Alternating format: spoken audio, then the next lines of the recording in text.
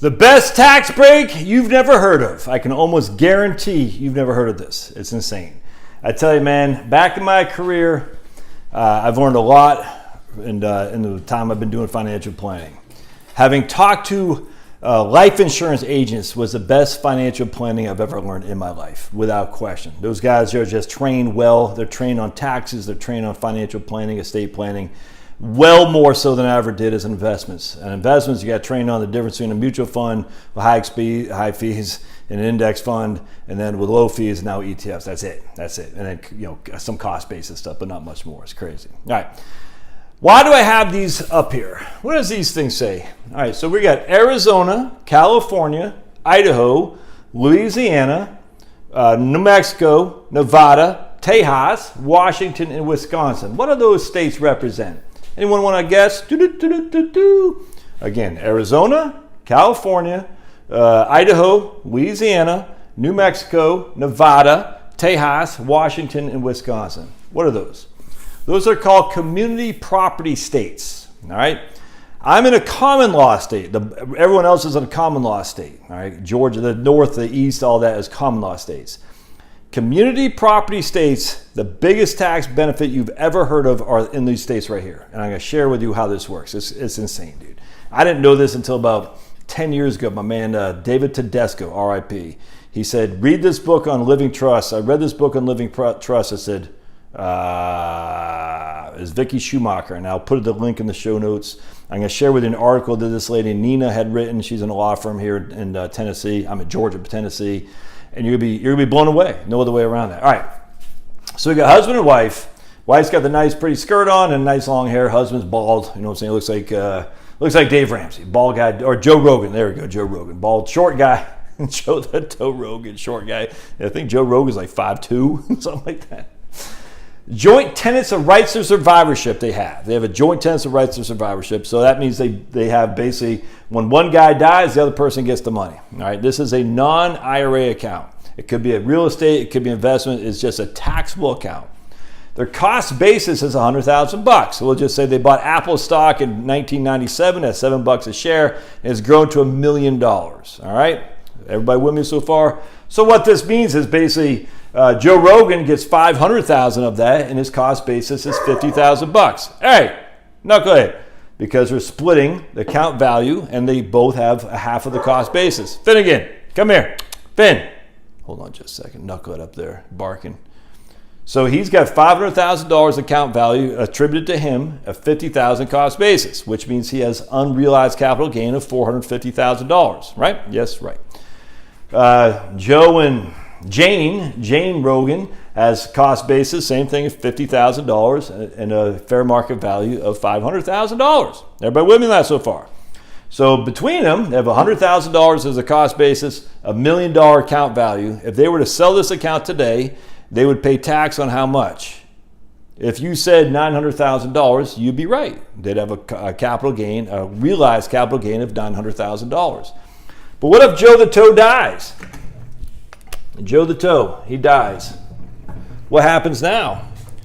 All right, now she gets this added to her. I forgot to put my weights on my blackboard here. She gets, let me get over here a little bit. Let me put this over. Hope y'all can still see what I'm doing. I'm just a cluster. I'm a cluster foxtrot. She gets his cost, so basically she'll get the step up in basis on this amount here. And it's added to her cost basis. So now she has a $550,000 cost basis. If the account value is worth $1 million, she'll have to pay long-term capital gain on $450,000. Everybody makes sense? So basically she gets the step up in basis of Joe the Toe's half of the account. So that $500,000 steps up for her plus her own $50,000 cost basis. So essentially 55% of the account is now tax-free to a Jane Rogan. Does that make sense? Yes, it does. I hope it does. So you're like, all right, good. That's pretty good. We'll take that. And if Joe Rogan dies, Jane Rogan gets basically half of the portfolio with a complete step-up basis. She can turn around and sell it the next day, and she only have to pay tax on $450. All right, so we don't want to sell that account if Joe the Rogan's in a world of hurt and he's not looking good for the world, because that would create a huge taxable hit right here. But it gets even better in community property states. I think they're 9, right? Let's see. 1, 2, 3, 4, 5, 6, 7, 8. Yeah. So here we got Josh and Charlotte. We'll just use that because we crush. We don't have $1 million, but we'll just pretend. We'll live vicariously through my YouTube channel. So now same thing, exact same scenario. Now this is not titled Joint Tenants and Rights of Survivorship. We don't want to title it like that. We want to title it as community property. All right, so the title is community property. When I die, so we're just saying we're back in Arizona. We're going back to the place we were married, Cave Creek, Arizona. Charlotte says, I want to go back to where we were married so I can see what I did for myself by marrying you, you big old ogre. Finnegan! We got Charlie the dogs running around upstairs. Yeah, boy. Charlotte's not going to be too happy with this barking dog because she's trying to do something. Oh, boy. Come here! Anyway, so what happens here, we'll get done here in just a second. So when I die, that $500,000 will transfer to me, to Charlotte, all right? So she'll have $1 million. But so this transfers to me, to Charlotte, that $500,000, but the whole thing gets a step-up basis. The entirety of the account. Hers will step up, plus this will step up. The whole thing is $1 million step-up basis. If she sold it the very next day, there's no flipping income tax due. No income tax due. Isn't that nuts? In a community property state, I die if it's a title is community property. And again, you're going to talk to an attorney about this. Don't talk to me. I'm the jack of all trades. I know a lot about stuff to tell you about it where you can go talk to the experts. Go talk to J.O. or Danielle Roberts when it comes to Medicare. Go talk to life insurance people when it comes to conducting life insurance stuff. I'm good, but I'm not an expert on the intricacies of various things, but I'm good enough to inform you guys. Community property state. So she gets his step up and she gets her own step up. Whereas here, she only got his step up. She has a $450,000 long-term capital gain. Here, no long-term capital gain. Tell me that's not nuts. It is.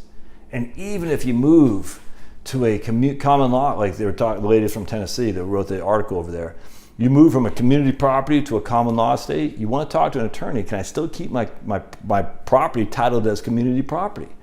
Again, that's beyond my purview. I don't know how that works, but that would be something a good estate planning attorney can tell you to do. And like she said in there, don't mess it up by titling these things in joint tenants of rights or survivorship. If you have big potential for upside gains in terms of long-term capital gains. It could be a real estate asset too, by the way. It doesn't just have to be an investment account. It could be anything.